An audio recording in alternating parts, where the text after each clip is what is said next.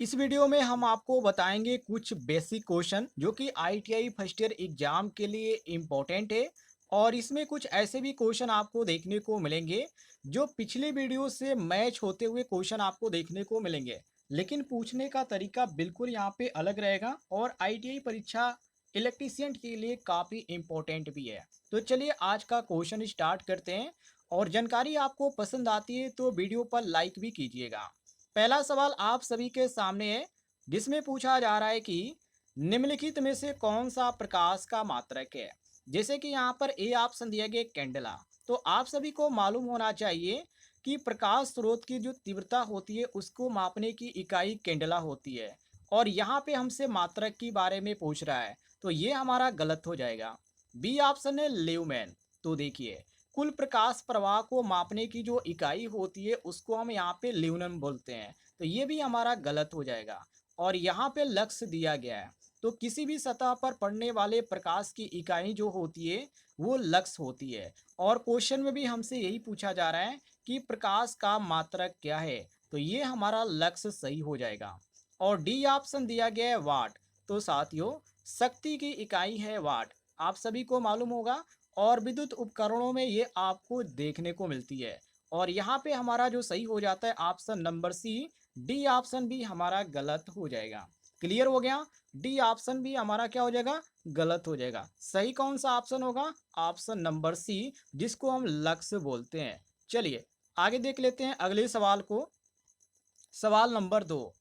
सवाल नंबर दो में पूछा जा रहा है कि किस प्रकार का लैंप ऊर्जा की दृष्टि से सबसे अधिक कुशल होता है। जैसे कि A option tungsten filament bulb. तो यहाँ पर ये आपका बिल्कुल गलत है, क्योंकि जब भी ऊर्जा की यदि बात की जाती है कि सबसे ज़्यादा यहाँ पे कुशल हो, तो उस समय हम यहाँ पे मानते हैं एलईडी को, क्योंकि यहाँ पे एलईडी जो खपत करती है ऊर्जा की वो बहुत ही कम करती है। बाकी यहाँ पे टंगस्टन फिलामेंट बल्ब दिया गया है, तो ये जो होती है अधिक ऊर्जा की खपत करती है। ध्यान रखिएगा, मतलब कि इससे क्या होगा, अधिक गर्मी उत्पन्न होगी। तो ये हमारा क्वेश्चन के अनुसार गलत आंसर होता है। बी ऑप्शन दिया गया सीएफएल, मतलब कॉम्पैक्ट फ्लोरेसेंट लैंप। तो ये भी बिल्कुल गलत है, क्योंकि साथियों ये इसमें आपको देखने को मिलेगा टंगस्टन, मतलब कि टंगस्टन बल्ब की तुलना में ये क्या होती है, कुशल होती है। लेकिन इसमें होता है पारा, जिसको मरकरी आप बोलते हैं। ये आपका जो होता है ये पर्यावरण के लिए सही नहीं होता है, और यहाँ पे हानि भी हो सकती है इसको। लेकिन यहाँ पर हम बात करें यदि कुशल की, तो ये भी आपका गलत हो जाता है। और सी ऑप्शन देंगे एलईडी लाइट इमिटिंग डायोड। तो ये आपका बिल्कुल साथियों सही हो जाता है, क्योंकि सबसे अधिक ऊर्जा जो कुशल होता है, सबसे कम बिजली जो खर्च होती है वो आपकी एलईडी में होती है। इसी कारण हम यहाँ पे मारेंगे ऑप्शन नंबर सी। और डी ऑप्शन देंगे फ्लोरेसेंट ट्यूब लाइट। तो ये आपका जो है साथियों बिल्कुल गलत हो जाएगा, क्योंकि सीएफएल की तुलना से यहाँ पे इसको यदि माना जाए तो ये कुशल होता है। मतलब कि सीएफएल जो यहाँ पे ऊर्जा उत्पन्न करता है, उससे यहाँ पे जो होता है ये कम उत्पन्न करता है। लेकिन इसमें बात करें यदि खपत की, बिजली खपत की, तो यहाँ पे इसमें जो एलईडी होता है उससे यहाँ पे ज़्यादा होता है। इसलिए हम एलईडी को मारेंगे और इसको हम गलत मारेंगे। क्लियर हो गया। सी साथियों हमारा करेक्ट आंसर हो जाएगा। आगे देखते हैं अगले सवाल को, सवाल नंबर तीन को। सवाल नंबर तीन में यहाँ पे पूछा जा रहा है कि विद्युत इस्त्री अर्थात जो इलेक्ट्रिक आयरन होता है उसकी बात किया जा रहा है, का मुख्य तापीय सिद्धांत क्या है। मतलब ये किस सिद्धांत पे कार्य करता है। क्वेश्चन काफी इंपॉर्टेंट है। यहाँ पे आपने विद्युत इस्त्री देखा होगा, जिसको हम आयरन बोलते हैं। तो इसमें ध्यान रखिएगा, इसमें जो नियम काम करता है वो होता है जूल का नियम। जूल के नियम से आप यही जानते हैं कि जब विद्युत प्रवाहित होती है तो उस पर उत्पन्न होती है। और ये जो सिद्धांत काम करता है ये आपका जो इलेक्ट्रिक आयरन होता है उसमें यहाँ पे काम करता है। तो जूल का जो नियम होता है, इस नियम के अंतर्गत ये आपका काम करता है इलेक्ट्रिक आयरन, जो कि ऑप्शन में ए देखने को मिलता है। बाकी यहाँ पे बी भी ऑप्शन दिया गया ओम का नियम। तो ओम का नियम यहाँ पे क्या चीज़ सत्यापन करने के बारे में आता है, या किस चीज़ को संबंध में यहाँ पे दिखाता है। तो जब भी विद्युत वोल्टेज, धारा और प्रतिरोध की बात की जाती है तो वहाँ पे हम ओम का नियम यहाँ पे लगाते हैं। मतलब कि विद्युत वोल्टेज, धारा और प्रतिरोध क्या करता है, ये आपका ओम का नियम इनमें संबंध बताता है। तो यहाँ पे बी ऑप्शन भी हमारा गलत हो जाता है। इलेक्ट्रिक आयरन से इसका कोई भी संबंध नहीं है। यहाँ पे सी ऑप्शन देखिए फैराडे का नियम। तो ये भी बिल्कुल गलत है, क्योंकि विद्युत चुम्बकीय प्रेरण से संबंधित है फैराडे का नियम, न कि यहाँ पे इलेक्ट्रिक आयरन से। और डी ऑप्शन देखिए लेंज का नियम। तो साथियों, लेंज का जो नियम है, जो प्रेरित धारा है उसकी दिशा बताता है, तो इससे भी यहाँ पे इलेक्ट्रिक आयरन से कोई भी संबंध नहीं है, तो इसको भी हम यहाँ पे गलत मारेंगे। सही ऑप्शन होगा केवल हमारा option number A, correct answer. आगे देखते हैं अगले सवाल को। सवाल नंबर 4, जिसमें पूछा जा रहा है कि घरेलू विद्युत उपकरणों में सुरक्षा के लिए मुख्यतः किसका उपयोग किया जाता है। तो जब भी यहाँ पे सुरक्षा की बात की जाती है, तो हम यहाँ पे फ्यूज का उपयोग करते हैं। फ्यूज का उपयोग करने के पीछे कारण ये होता है साथियों, कि जब इसमें अधिक धारा प्रवाहित होती है, तो ये क्या होता है, अपने आप को नष्ट कर लेता है, और जो धारा प्रवाहित होती है वो रुक जाती है। तो एक तरह से यहाँ पे कहा जाए तो फ्यूज का उपयोग जो किया जाता है, सुरक्षा के तौर पे किया जाता है। तो हम यहाँ पे मारेंगे ऑप्शन नंबर बी। बाकी जो ट्रांसफार्मर है, तो ट्रांसफार्मर का काम अलग होता है। जब भी वोल्टेज को घटाने की बात किया जाता है और बढ़ाने की बात किया जाता है, तो उसको हम ट्रांसफार्मर के रूप में काम में लेते हैं। तो यहाँ पे ट्रांसफार्मर का अलग काम है। ट्रांसफार्मर का काम केवल वोल्टेज को बढ़ाना और घटाना है। और यहाँ पे फ्यूज का मैंने आपको बता ही दिया। और सी ऑप्शन देंगे डायोड का। तो डायोड का साथियों अलग काम होता है, आप सभी को मालूम है। डायोड आपने देखा होगा। डायोड में क्या होता है, एक ही तरह की धारा बहती है, मतलब कि केवल एक तरफ जाएगी। यहाँ पर मान लीजिए ये डायोड है, तो इसमें क्या होगा, इधर से आप धारा प्रवाहित करेंगे तो इधर धारा जाएगी। इसमें रिवर्स सिस्टम नहीं होता है। रिवर्स सिस्टम कहने का मतलब ये कि आप इधर से धारा यदि प्रवाहित करते हैं तो इधर नहीं आएगी, केवल आप इधर से धारा प्रवाहित करेंगे तो इधर ही जाएगी। ये इसमें सिस्टम होता है। तो डायोड जो होता है ये आपका अलग चीज़ हो जाता है। और यहाँ पे डी ऑप्शन दिया गया है, इंडक्टर।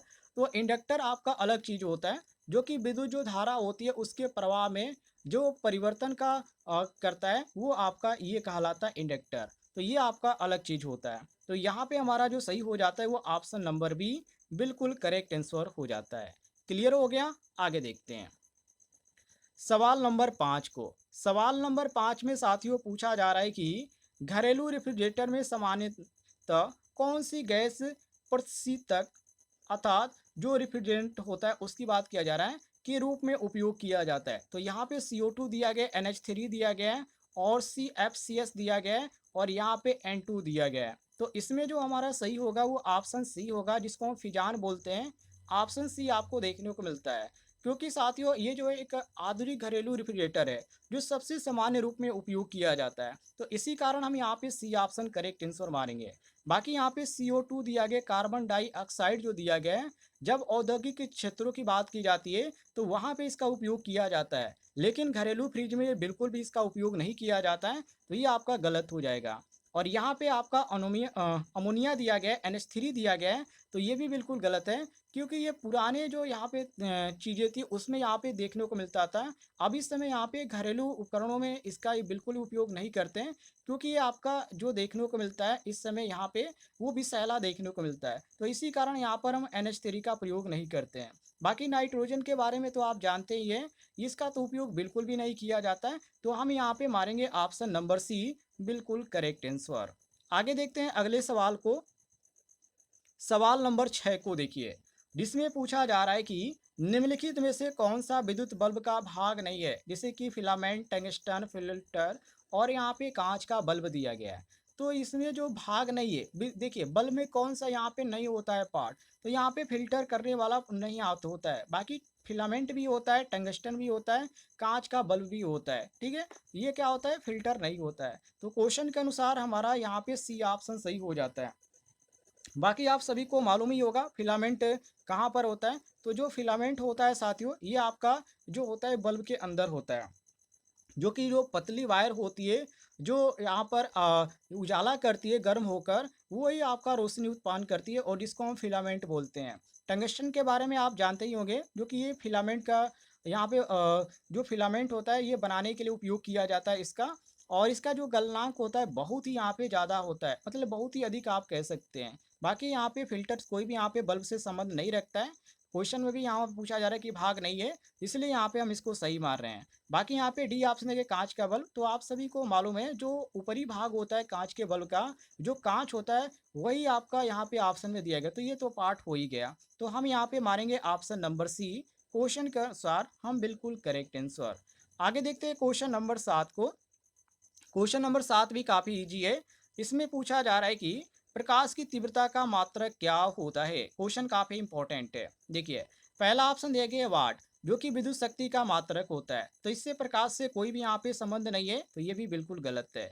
बी ऑप्शन दिया है लक्स, जिसके बारे में मैंने आपको अभी बताया था कि ये जो है प्रकाश की तीव्रता को मापने की इकाई है, जिसको हम लक्स बोलते हैं। तो यहाँ पे जो आपको देखने को मिलता है क्वेश्चन की तीव्रता का मात्रक पूछा जा रहा है, तो प्रकाश से यहाँ पे कोई भी इसका संबंध नहीं है, तो इसको हम यहाँ पे गलत मारेंगे। और डी ऑप्शन देखिए कैंडला, तो किसी भी स्रोत द्वारा उत्पन्न प्रकाश की तीव्रता को मापने की जो इकाई होती है वो कैंडला ही होती है। और यहाँ पे आपको सी ऑप्शन देखने को मिलता है, तो सी ऑप्शन हमारा करेक्ट आंसर हो जाता है।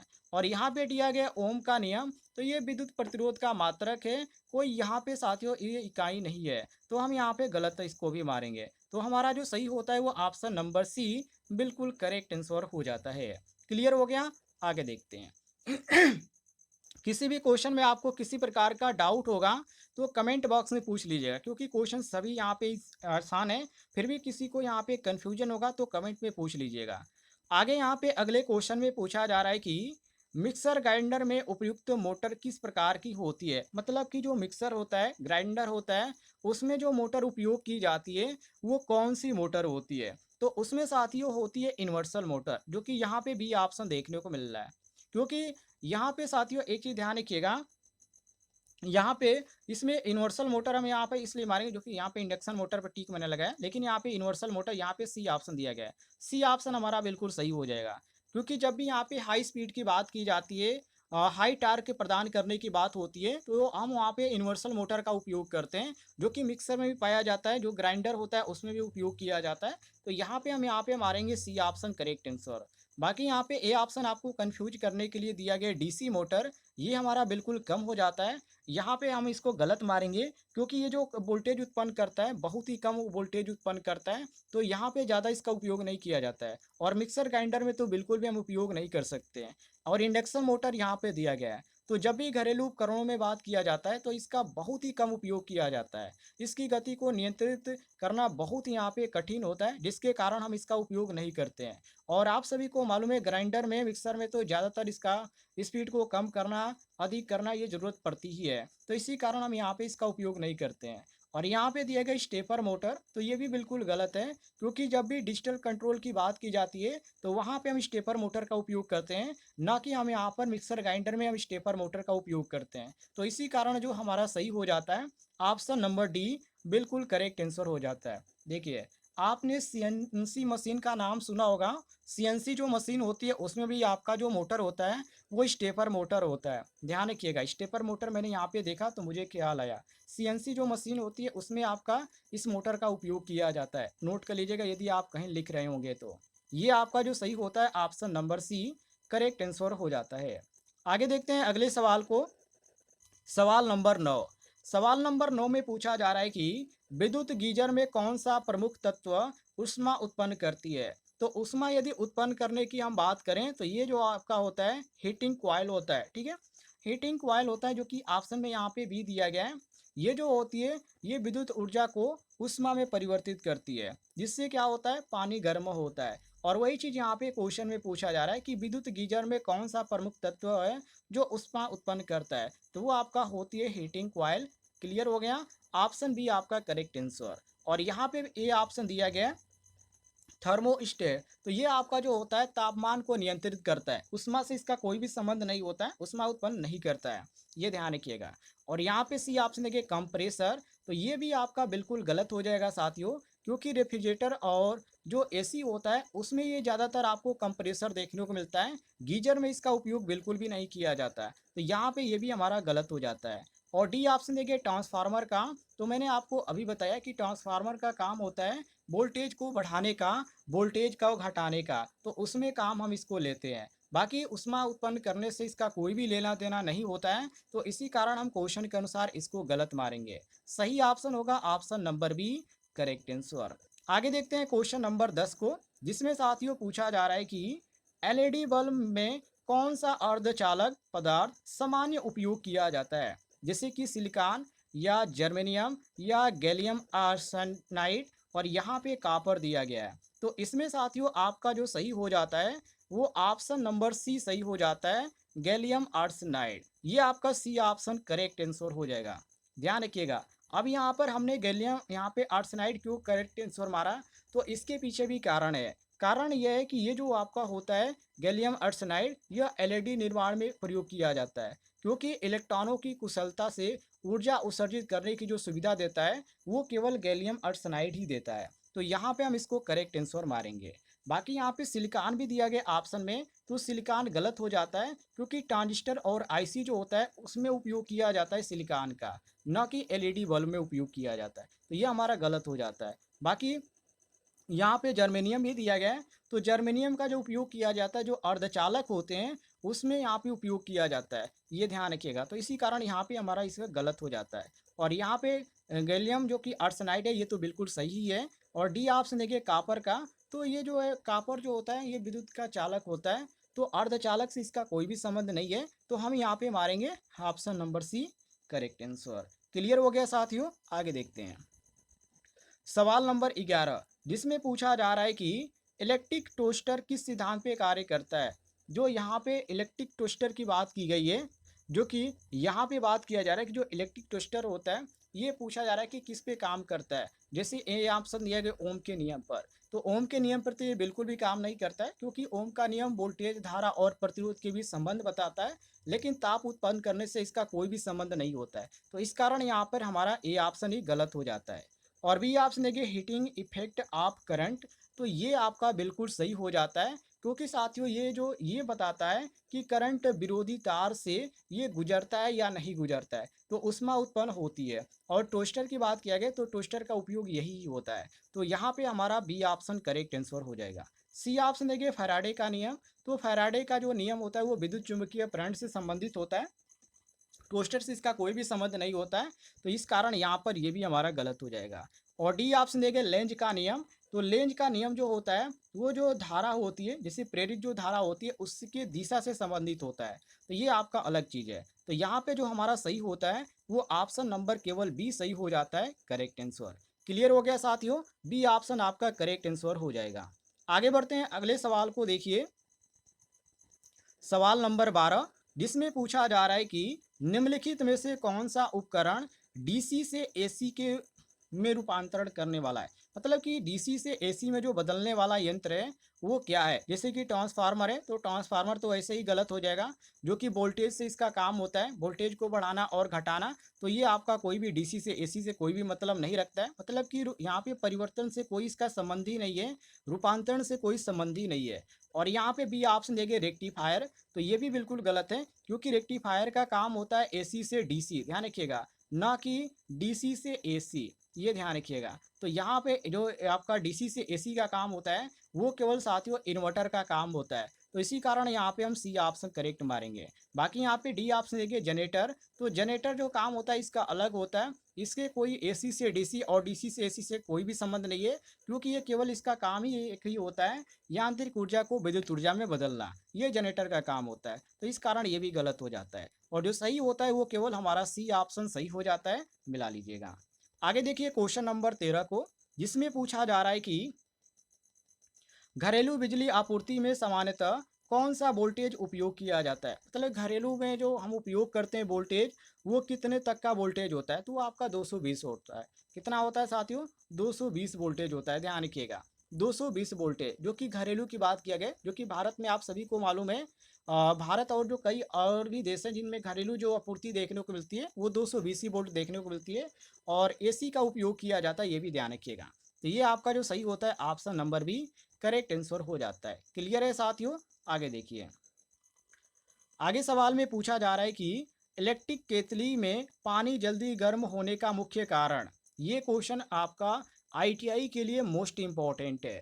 तो गर्म होने का सबसे बड़ा कारण ये है कि जो आपका यहाँ पे केतली की बात किया गया है, तो जब भी विद्युत धारा प्रतिरोधी तार से गुजरती है तो ऊष्मा उत्पन्न होती है, जिससे पानी क्या हो जाता है, जल्दी गर्म हो जाता है। तो जो प्रतिरोधी प्रभाव होता है उसी के कारण, जिसको हम यहाँ पे रजिस्टिव हीटिंग इफेक्ट बोलते हैं, ऊष्मा का प्रतिरोधी प्रभाव। और ये आपको देखने को मिलता है ऑप्शन नंबर डी में करेक्ट आंसर। बाकी आपको कंफ्यूज करने के लिए और भी ऑप्शन दिए गए, जैसे कि ए ऑप्शन दिए गए ऊष्मा का संवहन, तो ये बिल्कुल गलत है, क्योंकि तरल पदार्थों में ऊष्मा के प्रभाव से संबंधित होता है, लेकिन पानी को गर्म करने से कोई भी इसका संबंध नहीं होता है। तो इसी कारण यहाँ पे हमारा ए ऑप्शन गलत हो जाता है, ध्यान रहे। डी ऑप्शन केवल हमारा सही होगा। क्वेश्चन नंबर 15 को देखिए, जिसमें पूछा जा रहा है कि माइक्रोवेव ओवन, यहाँ पे क्वेश्चन है ओवन में खाना गर्म करने के लिए कौन सी तरंगे का उपयोग किया जाता है। माइक्रोवेव की बात किया जा रहा है, तो माइक्रोवेव में आपका माइक्रोवेव तरंगे ही होगी, कोई और तरंगे तो नहीं होगी। तो यहाँ पे आपको देखने को मिलता है ऑप्शन नंबर सी, ध्यान रखिएगा सी ऑप्शन है।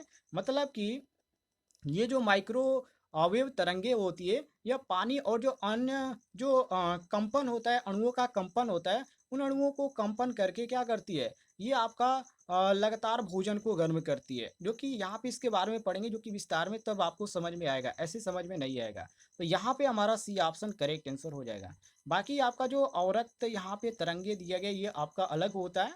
ये जो आपका होता है, ये ऊष्मा उत्पन्न करती है, लेकिन माइक्रोवेव ओवन से इसका कोई भी संबंध नहीं होता है। तो इसी कारण हम यहाँ पे मारेंगे केवल सी ऑप्शन करेक्ट आंसर।